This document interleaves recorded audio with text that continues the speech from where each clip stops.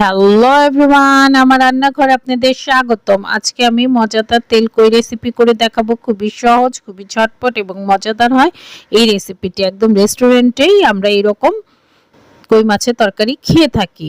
এই যে দেখেন, এই জন্য আমি 4টা ছোট বড় কই মাছ নিয়ে নিয়েছি। বড়টায় আমি 2টা কাট এবং ছোটটায় একটা কাট দিয়ে ভালোভাবে ধুয়ে পরিষ্কার করে এখন এই যে কই মাছগুলোতে লবণ, সামান্য পরিমাণ মরিচ গুঁড়া, হাফ চা চামচ হলুদ গুঁড়া এই যে দিয়ে এখন আমি ভালোভাবে মেখে নিব। মাছগুলোকে ভালোভাবে মেখে নিতে হবে। এই যে মাঝখানে কেটে দেওয়াতে মাছের মধ্যে তেল মশলা ভালোভাবে ঢুকে যাবে। এই যে এখন মাছগুলো মাখা হয়ে গেছে মশলার সাথে। এখন আমি 5 মিনিট রেখে দিব। একটা হাঁড়িতে আমি পর্যাপ্ত পরিমাণ তেল দিয়ে নিলাম। আমি হাফ কাপের মতো তেল দিয়ে দিয়েছি। এই তেলেই আমি মাছটা ভেজে নিব এবং রান্নাটাও করে নিব। এই যে যেহেতু তেল কই সেহেতু তেলের পরিমাণ একটু বেশি অবশ্যই থাকবে। এই যে দেখেন আমি মাছগুলোকে দিয়ে দিচ্ছি। এখন আপনারা আপনাদের প্রয়োজন মতো মাছ কমিয়ে বাড়িয়ে নেবেন। এই যে এখন আমি মাছগুলোকে এপিট ওপিট উল্টে যে ভেজে নিলাম। এখন তুলে নিব। আমি একদম কড়া ভাজা করিনি, মোটামুটি ভেজে নিয়েছি লাল করে। এই যে বড়টা একটু উল্টে দিচ্ছি। এই যে এটা তুলে নিলাম। এই দেখেন প্রত্যেকটা মাছ আমি এখন এই যে তুলে নিলাম। যে মাছগুলো আমি লাল করে ভেজে নিয়েছি। এখন একটা বাটিতে আমি এই যে 1 চা চামচ মরিচ গুঁড়া, 1 চা চামচ হলুদ গুঁড়া, হাফ চা চামচ ধনিয়া গুঁড়া, 1 চা চামচের মতো জিরা গুঁড়া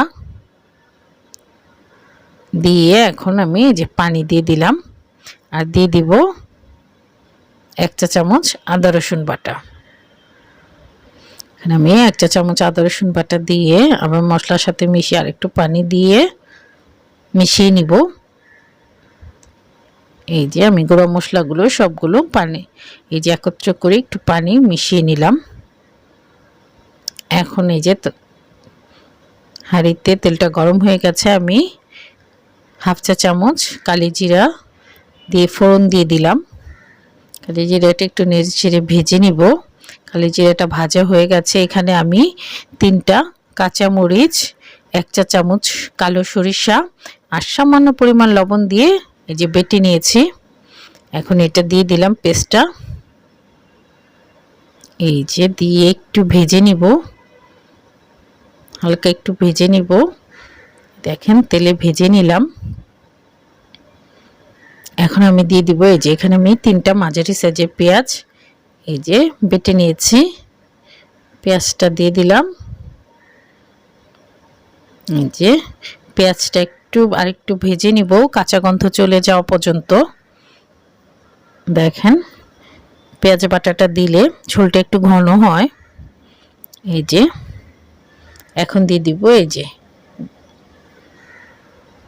পেস্ট করে রাখা মশলা, পানি দিয়ে আমি পেস্ট করে রেখেছিলাম এটা দিয়ে দিলাম। এখন মশলাটাও ভালো মতন দেখেন নেড়ে চেড়ে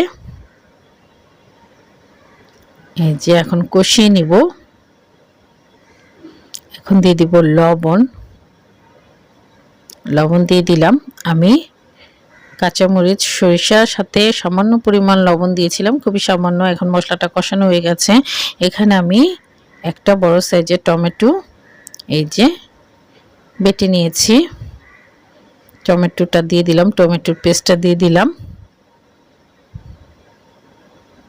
এটাকে নেড়ে চেড়ে ভালোভাবে কষিয়ে নিতে হবে। এই দেখেন আমার মশলাটাও প্রায় কষানো হয়ে গেছে। এখন দিয়ে দিব পানি, যতটুকু আমি ঝোল রাখবো। এই যে আমি 1 কাপের মতো পানি দিয়ে দিলাম। এখন আরও লবণ লাগবে, আমি দিয়ে দিলাম। আপনারা আপনাদের স্বাদ মতো লবণ দিয়ে নেবেন। এখন নেড়ে চেড়ে আমি ঢেকে রেখে দিব কিছুক্ষণ ফুটানোর জন্য। এই দেখেন ঝোলটা ফুটে উঠেছে। এখন আমি দিয়ে দিব এই যে ভেজে রাখা মাছ। মাছগুলো দিয়ে এই দেখেন আমি একটু নেড়েচেড়ে দিব। এই যে ঝোলের মধ্যে ডুবিয়ে দিলাম। এই যে একটু ঝোলটা শুকিয়ে আসবে, এখন দিয়ে দিব সামান্য পরিমাণ চিনি, খুবই সামান্য পরিমাণ চিনি দিয়ে দিলাম। চিনিটা আপনারা নাও দিতে পারেন, তবে চিনিটা সামান্য পরিমাণে একটু চিনি দিলে স্বাদটা অনেক বেড়ে যায়।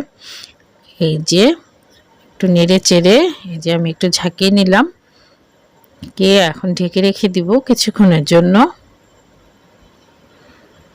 এই দেখেন এই যে ঝোলটা মোটামুটি হয়ে গেছে, আমার তরকারিটাও হয়ে গেছে।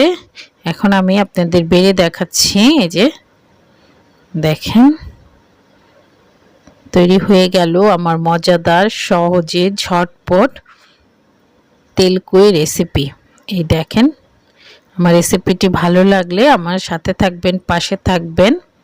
আপনারা এইভাবে করে দেখবেন, খেয়ে দেখবেন, অসম্ভব মজার হয় এই রেসিপিটি। আপনারা রেস্টুরেন্টে যাওয়া ভুলে যাবেন।